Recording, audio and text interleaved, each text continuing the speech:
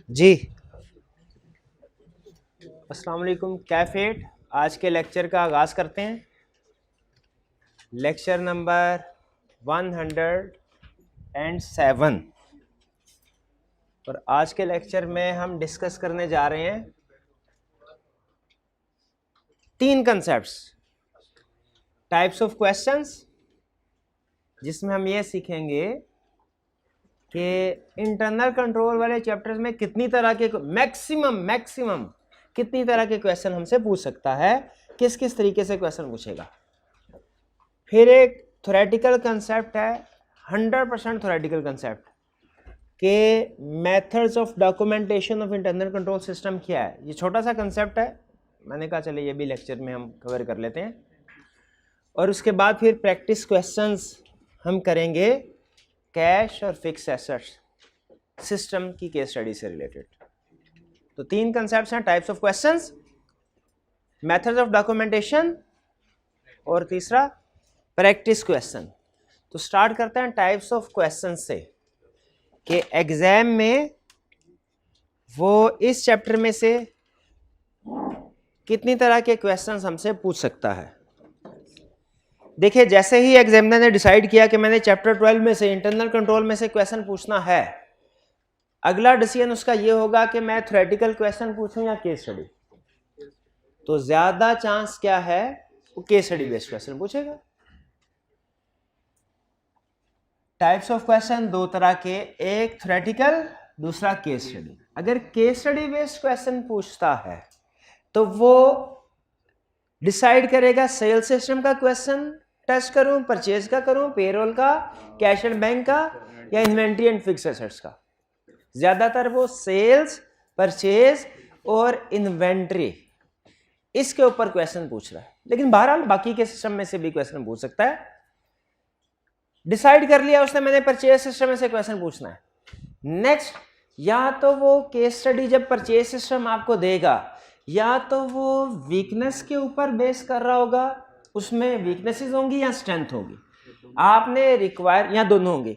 आपने रिक्वायरमेंट को गौर से पढ़ना है। नॉर्मली क्वेश्चन में स्ट्रेंथ भी होती है, वीकनेसेस भी होती हैं। रिक्वायरमेंट बताती है कि हमने क्या पिक करना है। अगर रिक्वायरमेंट में हो कि वीकनेसेस आइडेंटिफाई करें, तो आपने वीकनेसेस को आइडेंटिफाई करना है, स्ट्रेंथ वाले पॉइंट्स को इग्नोर कर देना है। रिक्वायरमेंट में हो कि स्ट्रेंथ की रिक्वायरमेंट हो, तो आपने वीकनेसेस को इग्नोर कर देना है।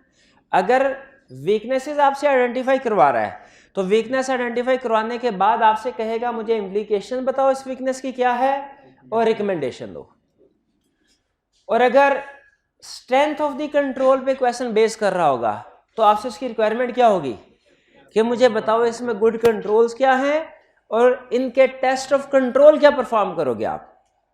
यानी वीकनेसेस में वो इम्प्लीकेशन और रिकमेंडेशन पूछता है, और जब स्ट्रॉन्ग कंट्रोल के ऊपर क्वेश्चन बेस कर रहा हो तो वो क्या पूछेगा, टेस्ट ऑफ कंट्रोल्स पूछेगा।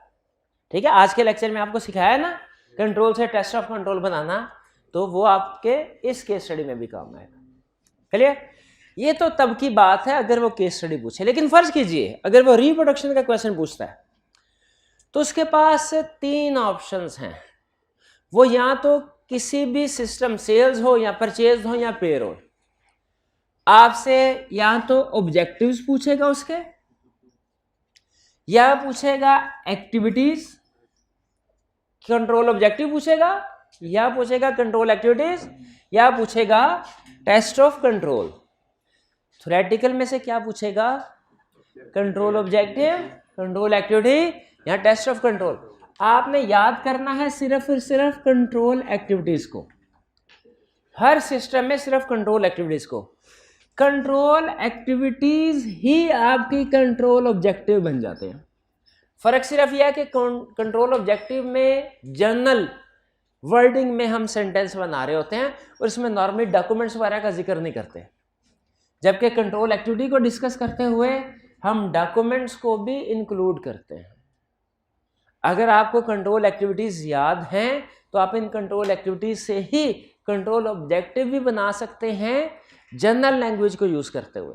2-3 दफा पढ़ेंगे आपको अंदाजा हो जाएगा। ठीक है, वैसे नॉर्मली कंट्रोल ऑब्जेक्टिव पूछता नहीं है, लेकिन अगर कभी पूछ ले आपको अलहदा से याद करने की जरूरत भी नहीं है। अलहदा से याद है बहुत अच्छी बात, अलहदा से याद नहीं है कोई इशू नहीं है, कंट्रोल एक्टिविटी से ही कंट्रोल ऑब्जेक्टिव बन जाएंगे, और इसी तरह कंट्रोल एक्टिविटी से ही टेस्ट ऑफ कंट्रोल बन जाएंगे। कंट्रोल एक्टिविटी से टेस्ट ऑफ कंट्रोल कैसे बनेंगे, वो डिपेंड करता है कंट्रोल के ऊपर। अगर तो कंट्रोल का डॉक्यूमेंट्री एविडेंस एग्जिस्ट करता है, आप उसका सैंपल सेलेक्ट करेंगे, उसकी इंस्पेक्शन करें, टेस्ट ऑफ कंट्रोल है। डॉक्यूमेंट्री एविडेंस एग्जिस्ट नहीं करता, उसकी ऑब्जर्वेशन कर लें, टेस्ट ऑफ कंट्रोल है। अगर आईटी सिस्टम पे बेस करा कंट्रोल तो टेस्ट डाटा, जिसे डमी डाटा भी कहते हैं, टेस्ट डाटा या डमी डाटा अप्रोच के जरिए से कंट्रोल को टेस्ट कर लेंगे। सिंपल ये हमारे। हाँ, समटाइम कहता है कंट्रोल रिस्क बताओ, सेल सिस्टम के कंट्रोल रिस्क बताओ। तो याद रखिएगा, कंट्रोल रिस्क का मतलब कंट्रोल वीकनेस। तो कंट्रोल एक्टिविटीज का ना होना कंट्रोल रिस्क है। यानी आप कंट्रोल एक्टिविटीज को ही नॉट के साथ लिख दे, वो कंट्रोल रिस्क बन जाएगा। क्लियर? इसका मतलब क्या हुआ? इसका मतलब यह हुआ कि हमने हर सिस्टम में सिर्फ कंट्रोल एक्टिविटी को याद किया, हमने हर सिस्टम में कंट्रोल एक्टिविटी को पढ़ा, और फिर इसी कंट्रोल एक्टिविटी से आप कंट्रोल रिस्क भी बना सकते हैं, उल्टा के, नॉट करके, नेगेटिव लैंग्वेज यूज करके। इसी कंट्रोल एक्टिविटी से टेस्ट ऑफ कंट्रोल भी बना सकते हैं, डिपेंड करता है कंट्रोल किस किस्म का है। और इसी कंट्रोल एक्टिविटी से कंट्रोल ऑब्जेक्टिव भी बना सकते हैं। कंट्रोल एक्टिविटी को ही जनरल लैंग्वेज में यूज कर लें तो आपका कंट्रोल ऑब्जेक्टिव बन जाएगा। क्लियर? ये मैक्सिमम टाइप्स ऑफ क्वेश्चन हैं, इंशाल्लाह कंफर्म है, गारंटी के साथ। इससे बाहर क्वेश्चन नहीं पूछ सकता। ठीक है, तो ये तैयार कर लेंगे क्वेश्चन इसी तरीके से। आपको पता हो ना, पहले से पता हो ना क्वेश्चन किस तरह से पूछ सकता है। तो बंदा पहले से तैयार होता है, सामने क्वेश्चन आता है, ओहो ये तो हमने प्रैक्टिस किया हुआ, ये तो हमें पता है इसी तरीके से क्वेश्चन पूछना था, जरा कॉन्फिडेंस मिल जाता है। Types of question clear?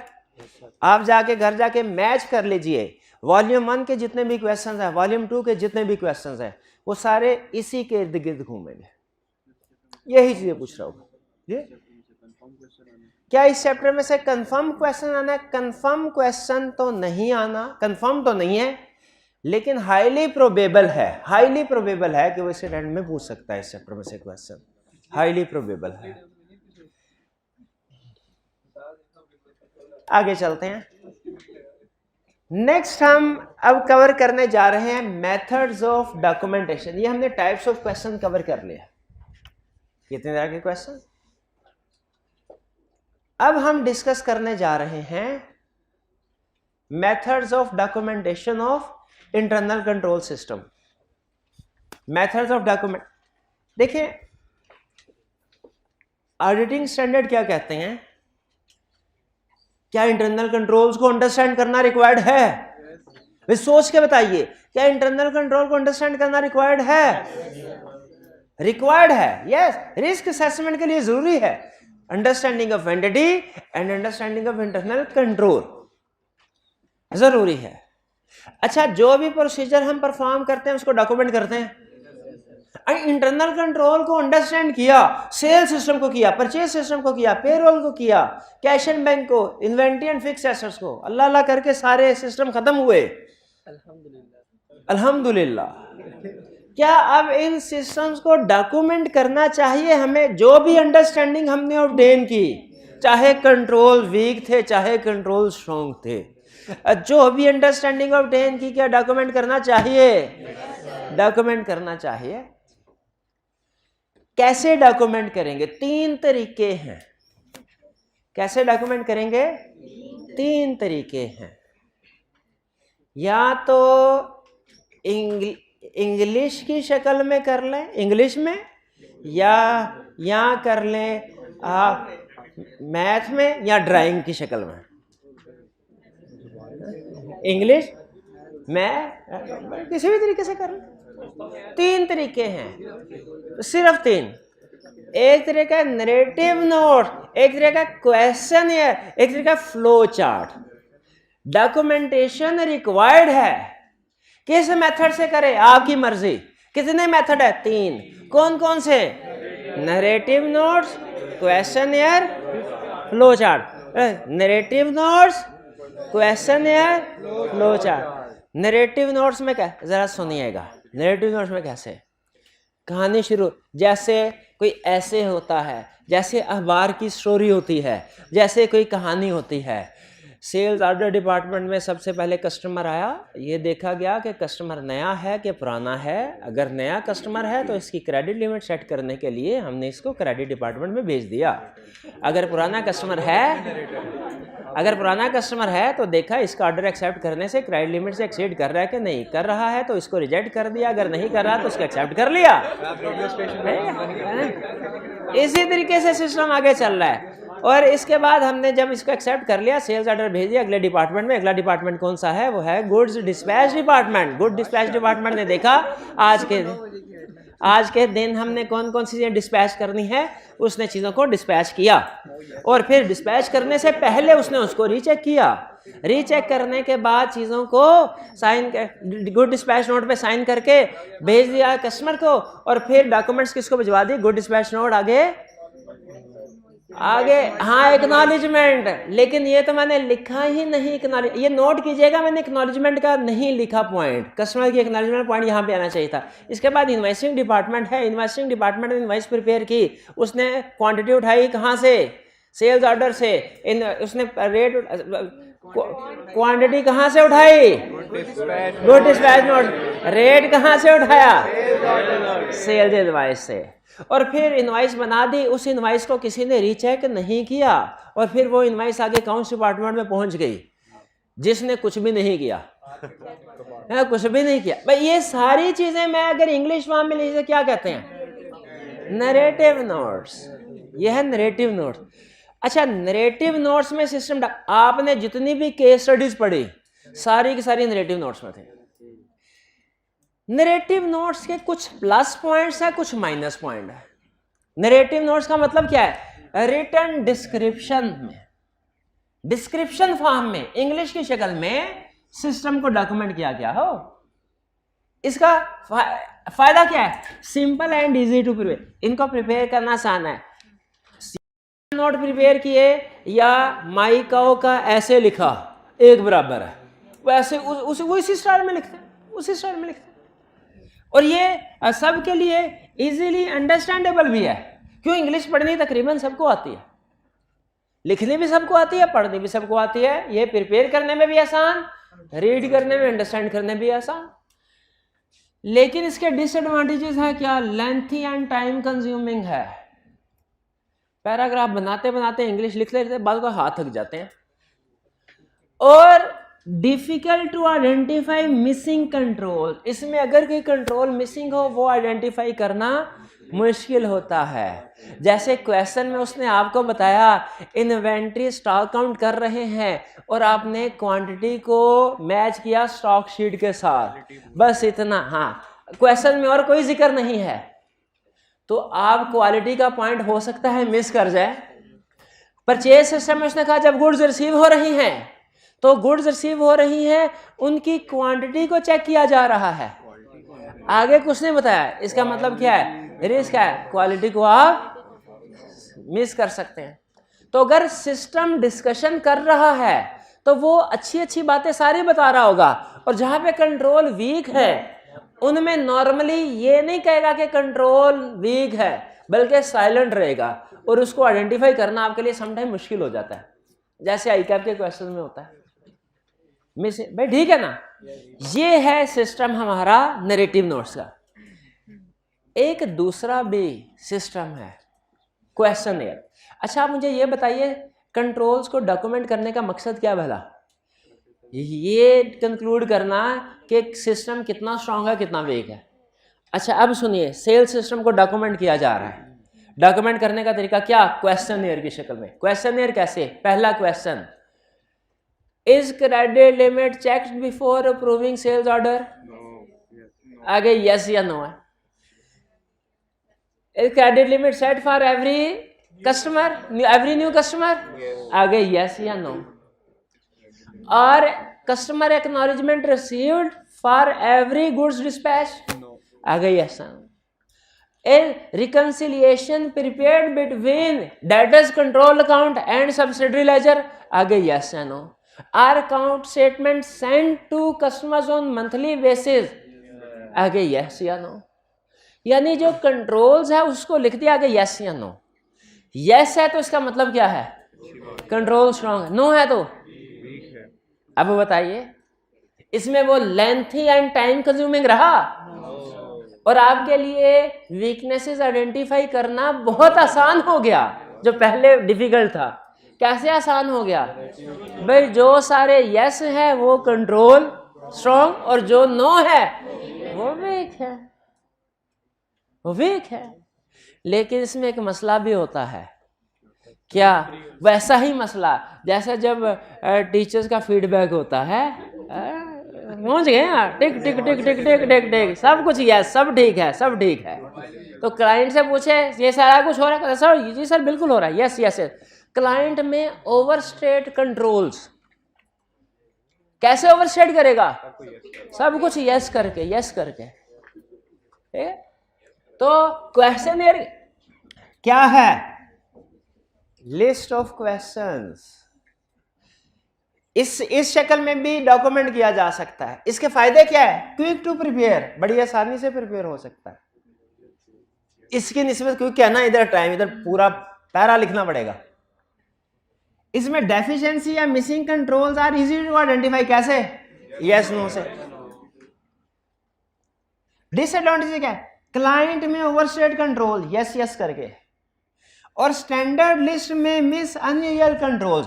यानी अगर आप एक ही लिस्ट हर क्लाइंट पे यूज करें तो चूंकि हर क्लाइंट का सिस्टम दूसरे से डिफरेंट हो सकता है, तो हो सकता है वो उसका जो डिफरेंट सिस्टम है उसको हमारी लिस्ट के क्वेश्चंस कवर ना कर रहे हो, उसको स्किप। हमारा पहला कंट्रोल था, पहला क्लाइंट था वो क्रेडिट सेल्स करता था सिर्फ, हमने उसके हिसाब से क्वेश्चनर बना लिया। अब अगले क्लाइंट पे गए और वही क्वेश्चनर यूज कर रहे हैं, लेकिन दूसरा क्रेडिट कैश दोनों कर रहा है, तो हमारी स्टैंडर्ड लिस्ट में मिस कंट्रोल्स ओवर कैश जो अनयूजुअल होगा इसके पॉइंट ऑफ व्यू से। नरेटिव नोट्स भी हो गया, क्वेश्चनर में।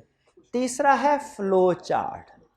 फ्लो चार्ट का मतलब क्या होता है भाई, देखें। अच्छा एक चीज मुझे बताइए, ये आपके सामने भी कंसेप्ट लिखा हुआ है, ठीक है, उधर भी कंसेप्ट है कोई फर्क, कंसेप्ट तो वही है, पर सिर्फ क्या, हाँ वो लाइनें शाइनें लगा के लगाया है, तो दिखने में थोड़ा अच्छा लगता है। ये है फ्लो, रफ सा कह रहा हूं, असल में ये नहीं है फ्लो चार्ट, रफ सा ये फ्लो चार्ट है। समराइज लॉजिकल सीक्वेंस है कंसेप्ट्स के दरमियान में, पता चल रहा है कौन सा कंसेप्ट किसके साथ जुड़ा हुआ है, ठीक है। तो तीसरा तरीका है फ्लो चार्ट। पहले हमारे सिलेबस में फ्लो चार्ट ड्रॉ करना भी होता था, अब नहीं, जिसमें हम डिफरेंट सिंबल्स यूज करते थे, अब नहीं, अब सिर्फ कंसेप्ट है। आपने कभी फ्लो चार्ट वैसे देखा है, कहां देखा, मैट्रिक में देखा था, हाँ माइंड मैप्स वगैरह, वो भी बिल्कुल इससे कह सकते हैं माइंड मैप, एक भी माइंड मैप कभी देखा है जिंदगी, और वही तो फ्लो चार्ट है, और सिंबल यूज नहीं होते, कभी डब्बे होते हैं, कभी चौकोर से, कभी लाइनें, हाँ कभी 3D कभी 2D, कभी वर्टिकल कभी हॉरिजॉन्टल, कभी इस कलर के कभी उस कलर, ये फ्लो चार्ट ही है।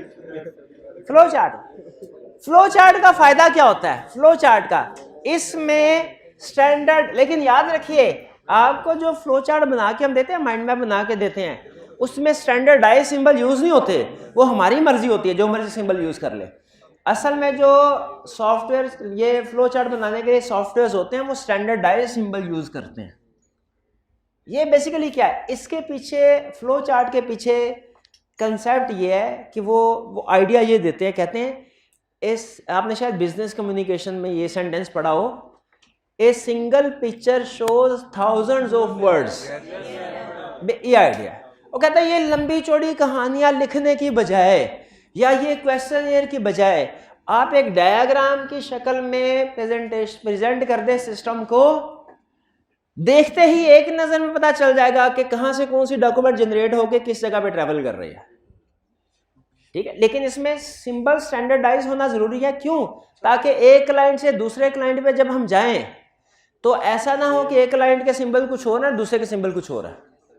स्टैंडर्डाइजेशन, जिस तरह ऑडिट रिपोर्ट की स्टैंडर्डाइजेशन है ना, एक क्लाइंट से दूसरे क्लाइंट में ओवरऑल फॉर्मेट सेम रहता है, टाइप्स ऑफ ओपिनियन डिफरेंट हो सकता है लेकिन ओवरऑल फॉर्मेट सेम रहता है। पैराग्राफ की अरेंजमेंट, पैराग्राफ की वर्डिंग एक जैसी है। तो इसके एडवांटेजेस क्या हैं? यानी in the form of diagram using standardize symbol use करना, सिस्टम को डिस्क्राइब करना कैसे? In the form of diagram using standardize symbols.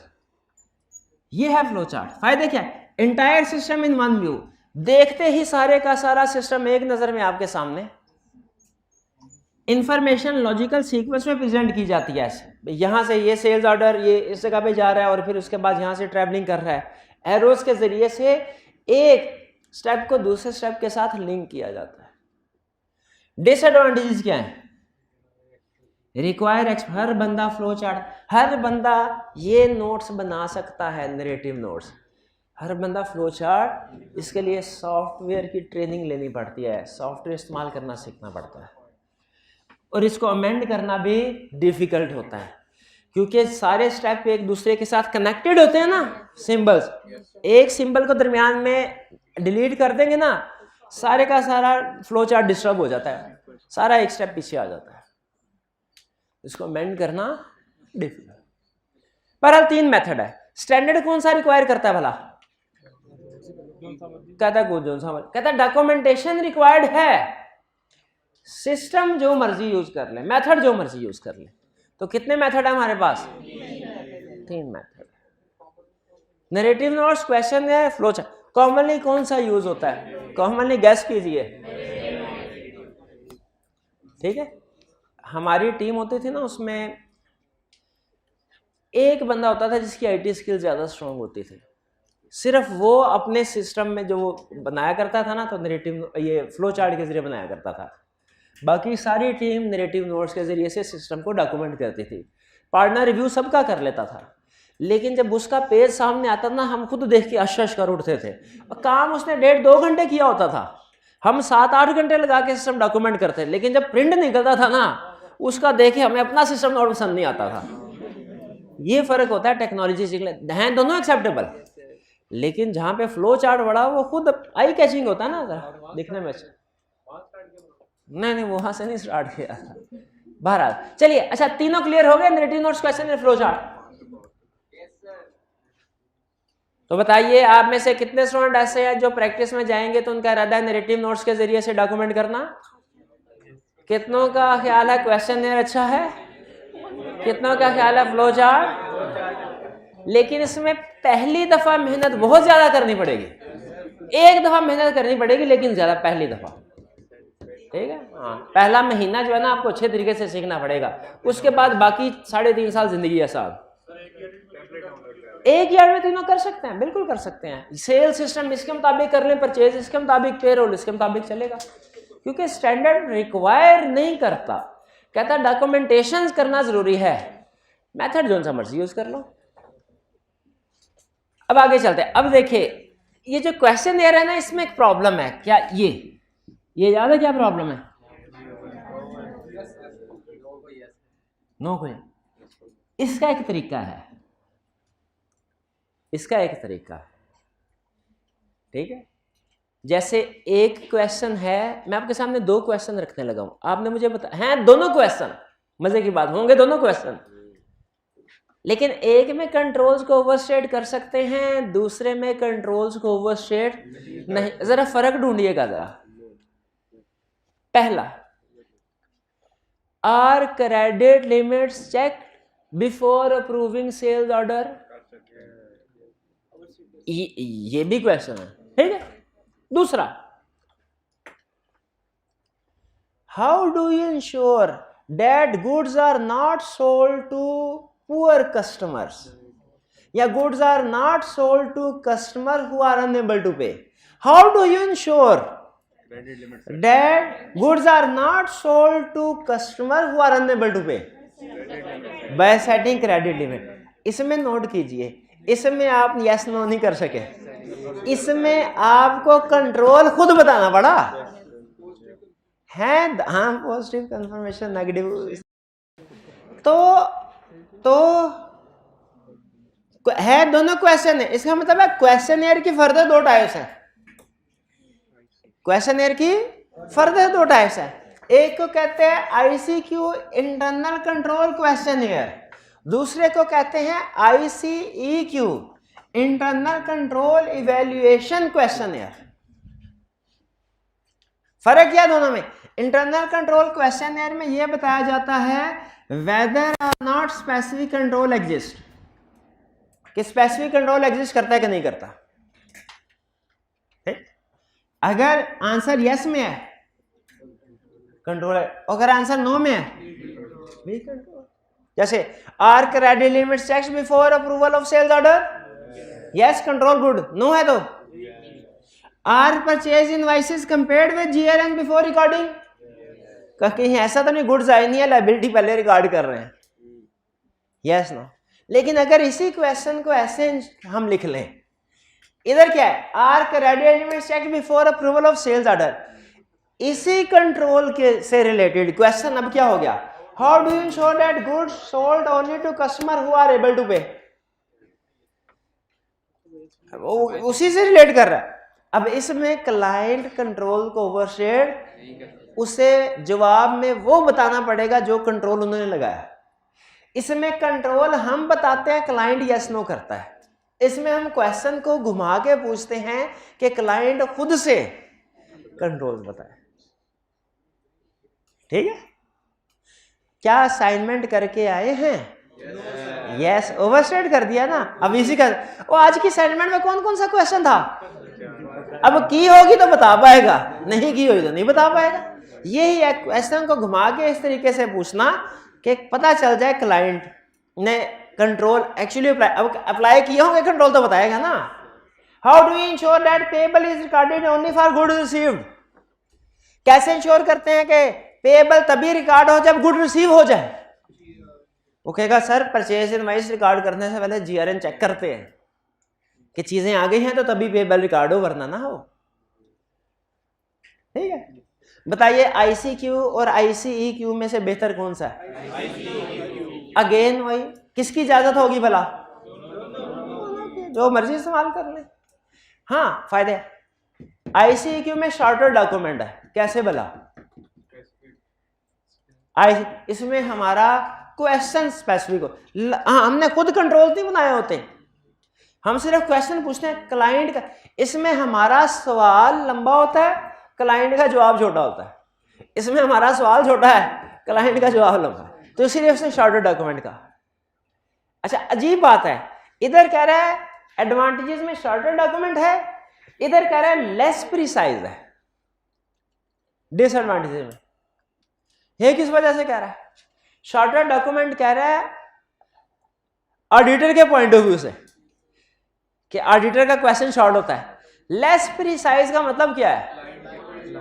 कहां? क्लाइंट के पॉइंट, कि क्लाइंट का जवाब प्रिसाइज नहीं होगा, क्लाइंट लेंथी होगा। ये इजियर टू अप्लाई है, इसमें हमारी जान सुकून में ये, लेकिन एडवांटेज है। डिसएडवांटेज क्या है? एक्सपीरियंस चाहिए आंसर को वैल्यूएट करने के लिए। क्लाइंट जब लंबा चौड़ा आंसर देता है उसमें काम की बात निकालने, बाज़ औक़ात क्लाइंट डिट्रैक्ट भी हो जाता है ना, जवाब देते हुए उससे पूछते हैं how do you ensure that liability is recorded only for goods received.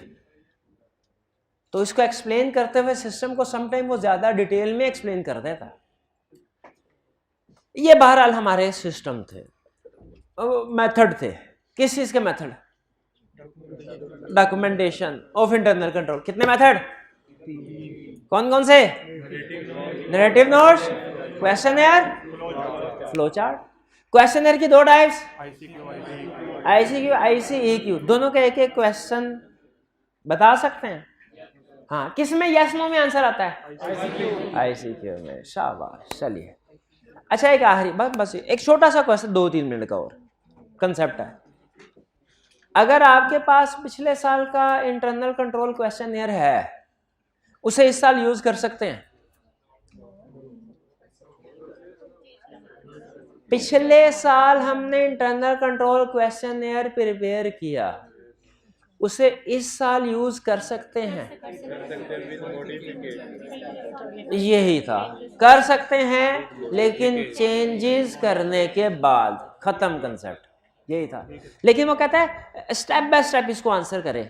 Exam में ज्यादा नंबर का क्वेश्चन आ जाए, आपको पता है फिर खींचना पड़ता है। कहता है स्टेप नंबर 1 फाइल में क्या स्टेप्स आप लेंगे प्रीवियस ईयर का इंटरनल कंट्रोल क्वेश्चन यूज करने से पहले। हमने कहा स्टेप नंबर 1 पिछले साल की फाइल से इंटरनल कंट्रोल क्वेश्चन निकाला। स्टेप नंबर 2 क्लाइंट से पूछा सर कोई सिस्टम चेंज तो नहीं हुआ, जो सिस्टम चेंज नहीं हुआ वो तो एज इट इज ओके हो गया। उसने कहा सेल्स चेंज नहीं हुआ, परचेज हुआ है। हमने कहा ये लो सेल्स का सिस्टम तो ओके हो गया, परचेज जिसका चेंज हुआ क्या करें, क्लाइंट से डॉक्यूमेंट मांगे, चेंज हुआ है तो सबूत दिखाओ, किसने साइन करके कहा था ये सिस्टम चेंज करो। डॉक्यूमेंट आ गया, अब क्या करें, चेक कर रहे हैं on ground, walk through test कर लें, और वॉक थ्रू टेस्ट करने के बाद जब कंफर्म हो जाए वाकई सिस्टम चेंज हुआ है, अपने पास जो पिछले साल वाला ICQ था उसको अपडेट कर लें, खत्म। ये थे हमारे documentation of internal control.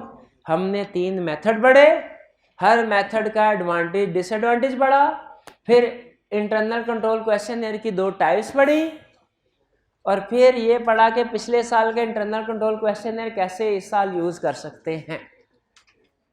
Done done. Chapter, अच्छा चैप्टर तकरीबन खत्म, क्योंकि 2 कंसेप्ट जो रहते हैं वो हमने पहले पढ़े हुए हैं। नहीं पढ़ाने नहीं भाई, वो कल खत्म कराएंगे ना, कल खत्म कराएंगे ना। आपने पढ़ लिए हैं, आपको पता नहीं पढ़ लिए हैं, लेकिन मैंने अभी पढ़ाने में इतना काफी है, बाकी कल करिए ना। अगर आज ही खत्म कर लिया कल क्या पढ़ेंगे। अच्छा अब लेकिन एक चीज रह गई, क्या बता, केस स्टडी। शाबाश, तो केस स्टडी करें स्टार्ट। चलिए 1 मिनट जी, पास कीजिएगा सर। चलिए अब आज के केस स्टडीज की तरफ चलते हैं। सबसे पहले वॉल्यूम 1 का क्वेश्चन 17A, रिक्वायरमेंट। रिक्वायरमेंट से क्या पता चलता भला हमें, किस चैप्टर का क्वेश्चन है, कौन सा कंसेप्ट है। रिक्वायरमेंट पढ़ने से हमें पता चल जाता है, हम अपने माइंड को इंस्ट्रक्शन दे रहे होते हैं, भाई इस चैप्टर पे पहुंच जाओ और इस कंसेप्ट को रिफ्रेश कर दे मेरे माइंड में, अपने माइंड को इंस्ट्रक्शन, और माइंड ऐसे करता भी है। For cash cycle of SHW, cash cycle से पता चल गया इंटरनल कंट्रोल का क्वेश्चन है और कैश सिस्टम है। क्या कह रहे हैं, identify and explain 3 deficiency in the system. System में 3 डेफिशिएंसी बताओ। Suggest controls to address each of these deficiencies, controls में बताओ। List test of control the auditor of SHW would perform to assess. लेकिन टेस्ट ऑफ कंट्रोल तो तब perform करते हैं जब कंट्रोल स्ट्रांग हो, तो ये भी हाँ, उसने आगे लिखा है एज्यूम कीजिए if the controls are operating effectively. ये एज्यूम करते हुए कि जो आपने सजेशंस दी है वो मान ली गई है। स्टार्ट करें जी।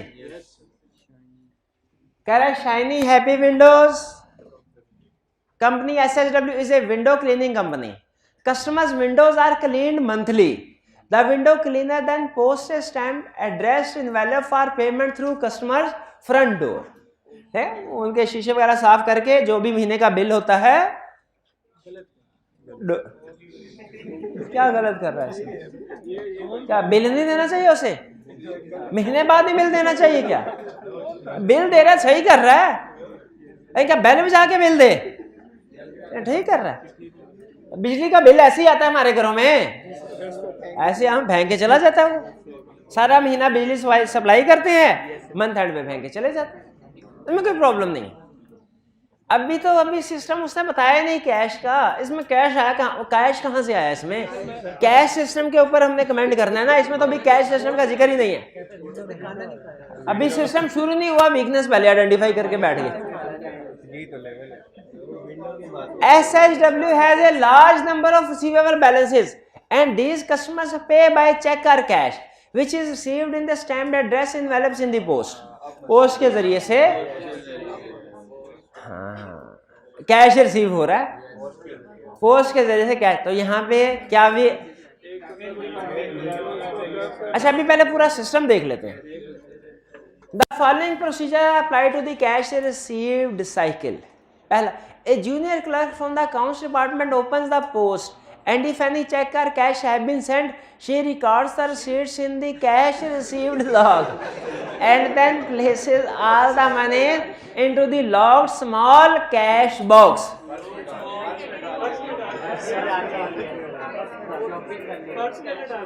क्या पर्स में ना डाले? अच्छा ये पर्स है ये हाँ लॉक्ड बॉक्स है लेकिन उसे स्मॉल नहीं होना चाहिए, ये वीकनेस है। एक और भी वीकनेस है, एक इंडिपेंडेंट पर्सन ऑब्जर्व कर रहा हो cash opening mail opening process को, लिस्ट भी हो रहा हो। अच्छा अगर एक इंडिपेंडेंट पर्सन ऑब्जर्व कर रहा होगा तो आपका टेस्ट ऑफ कंट्रोल क्या होगा? Observe, auditor shall observe whether an independent person is monitoring cash opening process. ठीक है?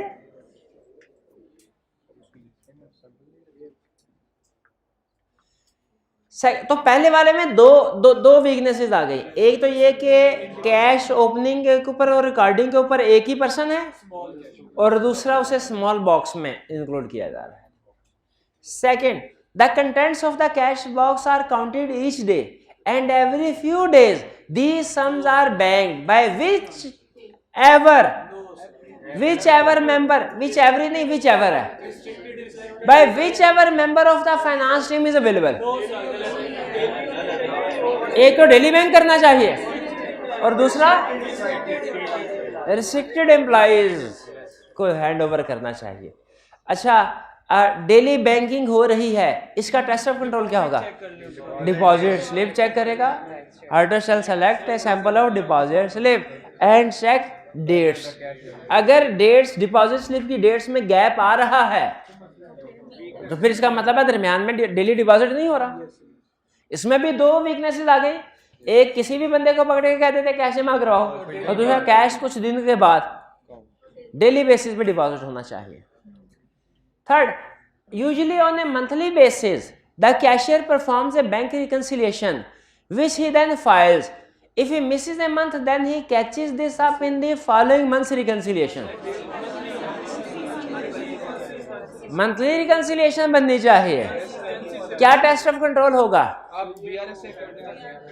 BRS का सैंपल सेलेक्ट करके चेक करेंगे प्रिपरेशन। और इसमें एक और कंट्रोल है, इंडिपेंडेंट पर्सन रीचेक कर रहे रिकंसिलिएशन को, जो मिसिंग था। इसमें missing controls are difficult to identify. इसी वजह से भाई बैंक रिकंसिलिएशन स्टेटमेंट प्रिपेयर हो तो वो किसी इंडिपेंडेंट पर्सन को चेक करनी चाहिए कि नहीं सही बनाई है,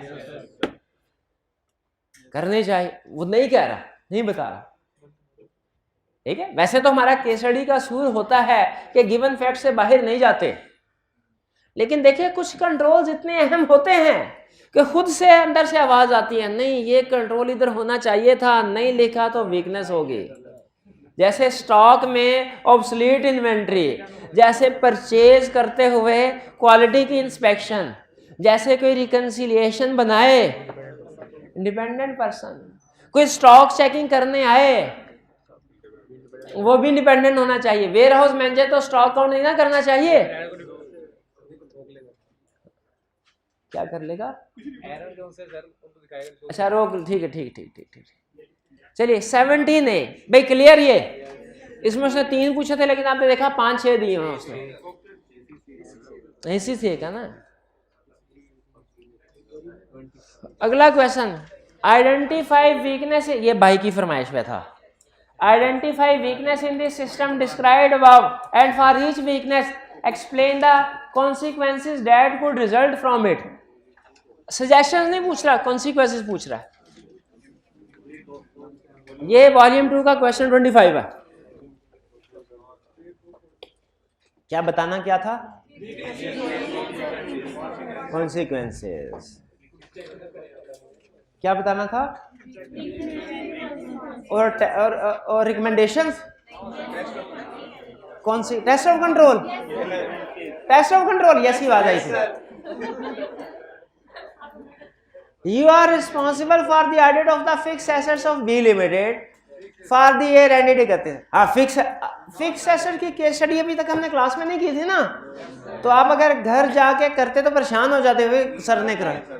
अच्छा, कर चुके हैं ये आप, यानी परेशान हो चुके हैं, ठीक है। From your discussion with the finance director कौन होता है?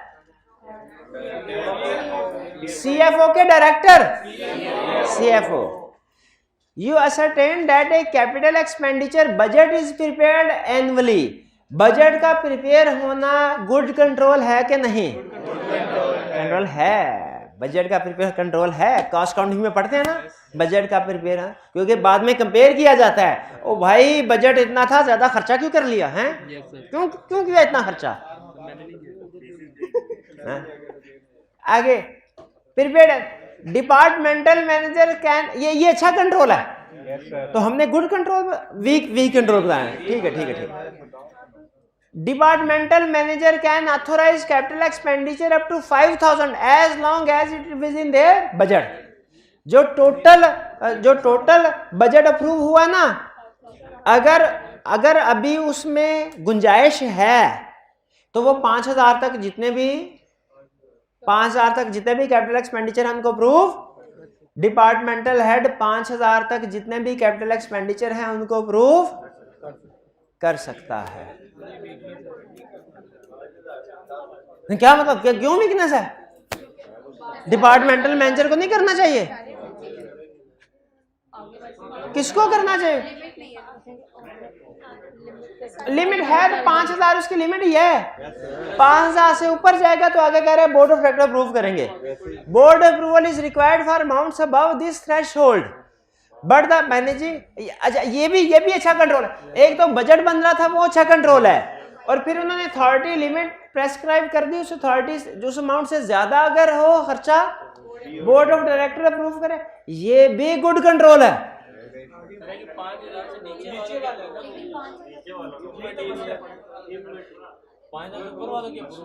अच्छा, ठीक है। नहीं, अप टू है, एक्सेडिंग नहीं है।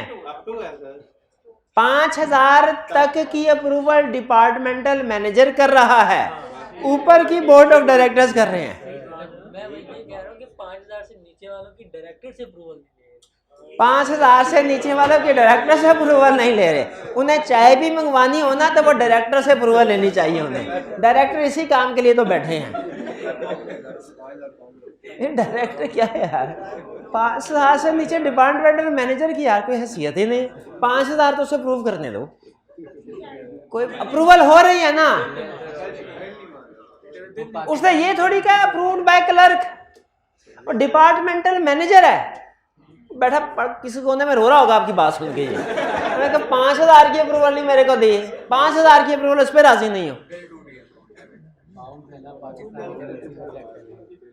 बोर्ड अप्रूवल कह रहे, आगे बता रहे, कह रहे इस थ्रेशोल्ड से ज्यादा की बोर्ड अप्रूवल रिक्वायर्ड है, कम की रिक्वायर्ड। इसका मतलब उनकी पॉलिसी है कि 5,000 से ऊपर की अप्रूवल रिक्वायर्ड है।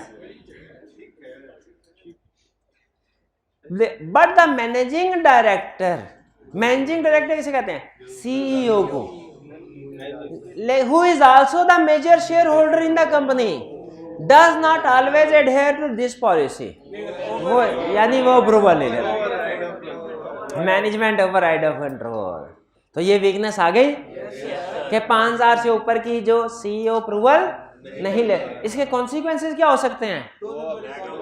2 नंबर एसेट बाय हो सकते हैं, जरूरत ही नहीं एसेट बाय हो रहे हैं, बिल्कुल। He often commits the company to acquiring assets without considering how they are to be financed, leaving the finance director to arrange। यानी वो अवेलेबिलिटी ऑफ फाइनेंस को कंसीडर ही नहीं करता, उसके बगैर ही एसेट्स। यानी एक तो वीकनेस ये होगी ना कि वो अप्रूवल नहीं लेता, और दूसरा वो अवेलेबिलिटी ऑफ कैश भी नहीं देखता। तो कैश नहीं है लेकिन फिर भी एसेट खरीद लिया, बाद में लोन लेना पड़ता है उसको रीपे करने के लिए। तो इसमें क्या होगा कि कंपनी की लिक्विडिटी पोजीशन पुअर होती जाएगी। अगर आप बगैर फाइनेंस को चेक किए एसेट्स खरीदते जाएंगे, कैश है कि नहीं चेक किए बगैर एसेट खरीदते जाएंगे, तो फिर क्या होगा, अनकरीब ही बैंक भी आपको लोन देना बंद कर देंगे, ज्यादा लोन लेना शुरू कर देना। Capital expenditure proposal forms are required to be completed, यानी requisition form, proposal requisition form होने चाहिए, but this is not always done, particularly when items are required in emergency। हर केस में होना चाहिए requisition form, and there is no formal policy in respect of obtaining quotes for major quotes जरूर होनी चाहिए। Quotation के बगैर तो आप ये पता ही नहीं चला सकते कि रीजनेबल रेट था कि नहीं था। विद गुड नहीं, गुड क्वालिटी का ताल्लुक इंस्पेक्शन से है, कोटेशन का ताल्लुक है कि मिनिमम प्राइस हो, जो जो जो जो आपकी रिक्वायरमेंट के मुताबिक हो। सही कह रहे हैं, रिक्वायरमेंट के मुताबिक। लेकिन कोटेशन असल में ये इंश्योर करती है कि रिक्वायर्ड प्रेस्क्रिप्शन की चीज ही मिनिमम रेट पे मिले हमें। देयर इज ए तो कितनी प्रॉब्लम होगी? नहीं नहीं नहीं, वीकनेसेस बतानी है। एक वो अप्रूवल नहीं ले रहा, 5,000 से ऊपर की अप्रूवल। दूसरा, कैश बैलेंस कंफर्म किए बगैर एसेट्स बाय कर लिए जाते, अप्रूवल फॉर्म में फिल किया जाता, कोटेशन निकाल की जाती। 4 हो गए। There is a fixed asset register which is reconciled to the nominal ledger on a monthly basis. No other checking procedure involving the fixed asset register undertaking. कहता है फिक्स्ड एसेट रजिस्टर को सिर्फ T account के साथ match कर लिया जाता है और कुछ भी नहीं किया जाता। तो और क्या करना था? रिकंसिलिएशन कह रहे कर तो रहे हैं, फिक्स्ड एसेट रजिस्टर को जीएल के साथ मैच कर तो रहे हैं, और फिक्स्ड एसेट रजिस्टर पे क्या करना है? एजिंग एनालिसिस करने हैं, फिजिकल, हाँ फिजिकल उसे फिजिकल एसेट्स के साथ भी तो रिकंसाइल करना है, ताकि पता चले जितने रिकॉर्ड हुए हैं फिजिकली उतने ही मौजूद भी हैं।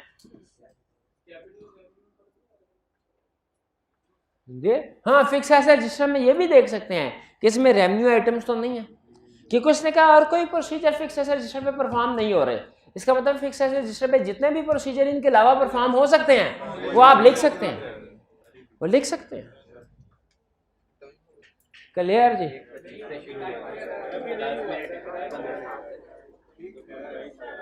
आखिरी क्वेश्चन है, ये करके भेजना है आपको। हाँ हाँ,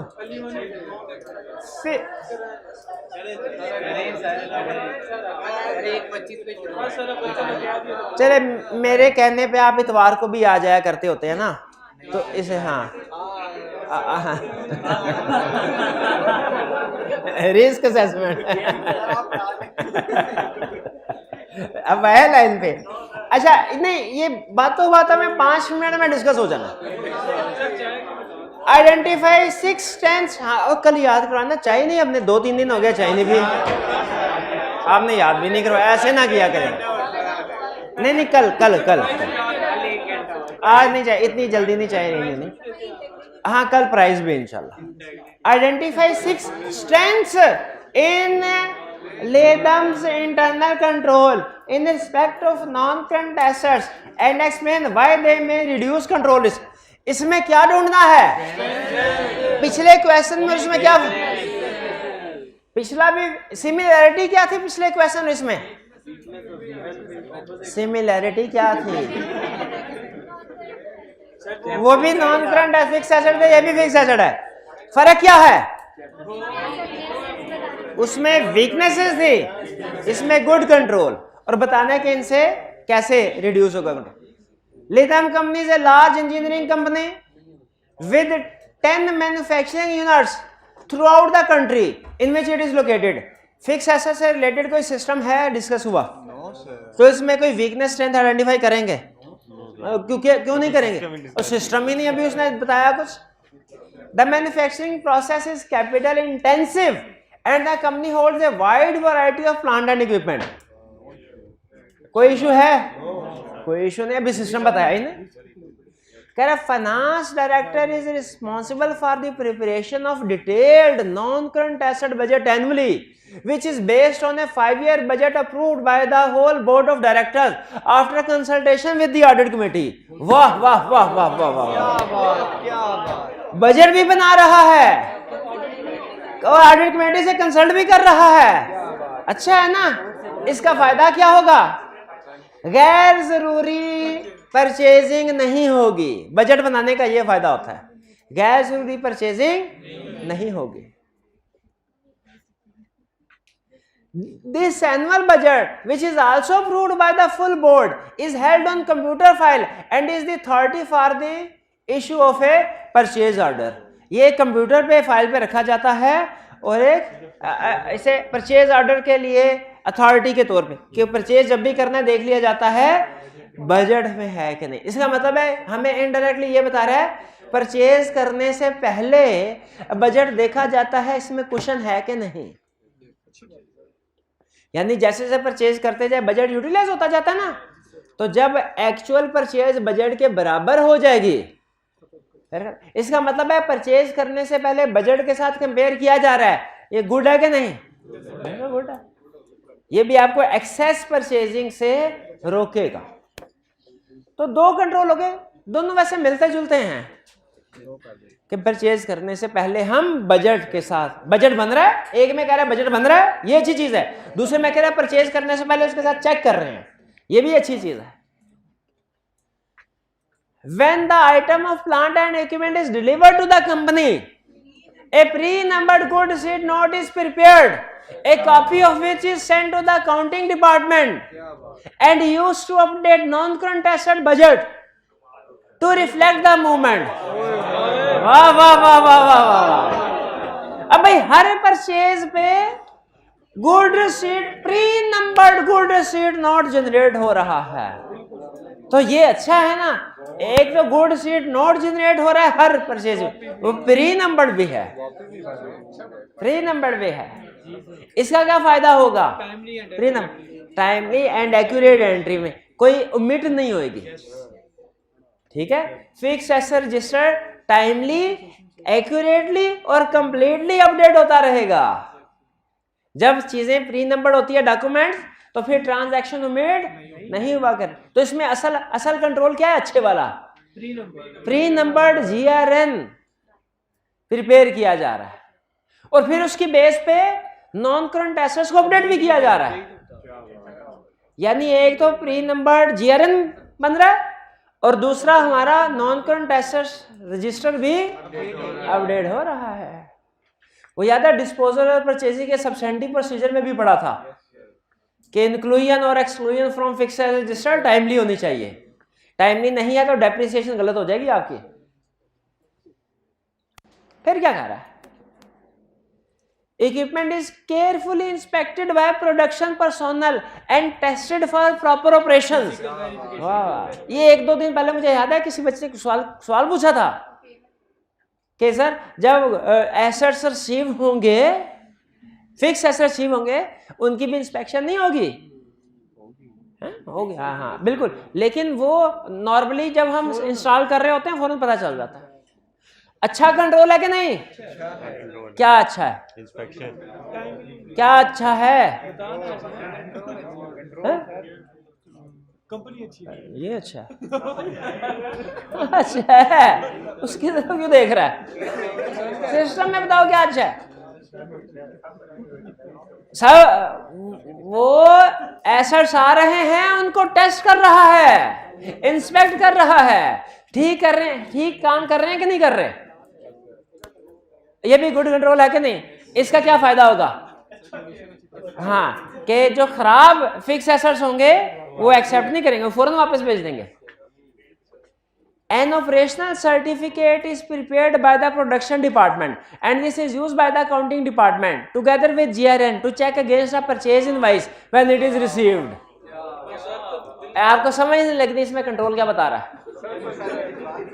correct, complete audit trail available है हमारे पास, हर चीज का सारा रिकॉर्ड है, परचेज इनवाइस भी है, प्रोडक्शन का सर्टिफिकेट भी है, गुड रिसीट नोट भी है और एसेट तो फिजिकली आ ही चुका है।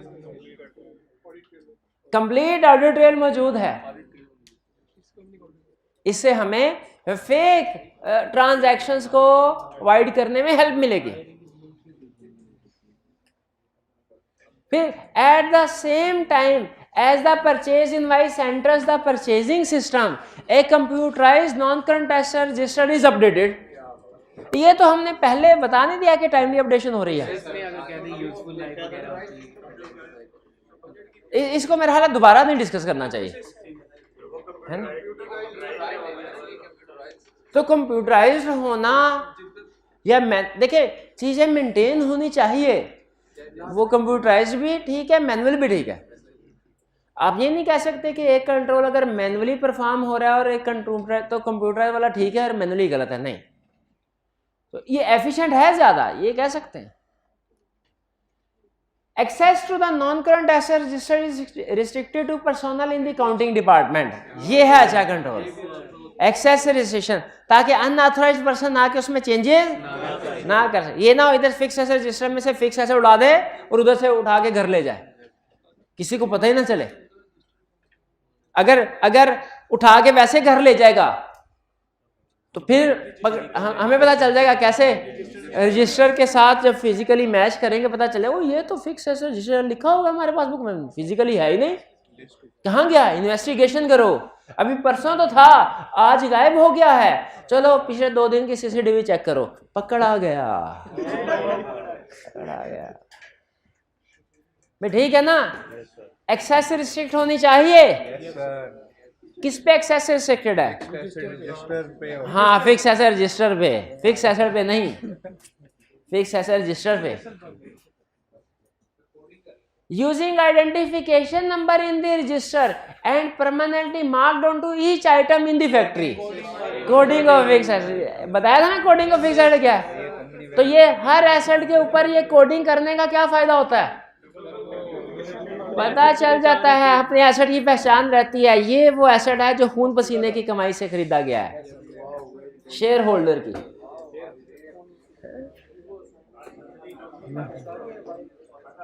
इतने अच्छे कंट्रोल पाकिस्तानी कंपनी के हो सकते हैं, खुद बताएंगे।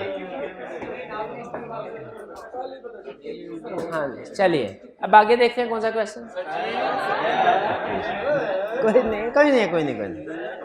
असाइनमेंट लीजिए, असाइनमेंट कल आपने करके लानी है, असाइनमेंट कल आपकी चेक होगी। हमारा जी पूछिए क्या। रिक्वायरमेंट के सेकंड पार्ट में कह रहे हैं एक्सप्लेन व्हाई दे में रिड्यूस कंट्रोल रिस्क। तो अगर हम डिस्कस करते रहे हैं कि जो भी स्ट्रॉन्ग कंट्रोल है वो क्यों रिस्क को कम कर रहा है। जैसे कोडिंग में हमने कहा, क्या कहा आपने, कि अपने एसेट पहचानने में आसानी होगी, ठीक है। अब बजट में हमने ये सीखा कि अनऑथोराइज्ड या अननेसेसरी परचेजेस करने से बच जाएंगे। चलिए आज का लेक्चर ये हमारे क्वेश्चन भी हो गया, सारा जो प्लान किया था। टाइप्स ऑफ क्वेश्चन एग्जाम में किस तरीके से टेस्ट कर सकता है वो भी बता दिया, मेथड ऑफ डॉक्यूमेंटेशन बता दिए, प्रैक्टिस क्वेश्चन भी तीनों डिस्कस कर लीजिए। वॉल्यूम 1 का 17A और वॉल्यूम 2 का क्वेश्चन 25 और 26। आज का लेक्चर यहाँ पे खत्म करते हैं। अल्लाह हाफिज।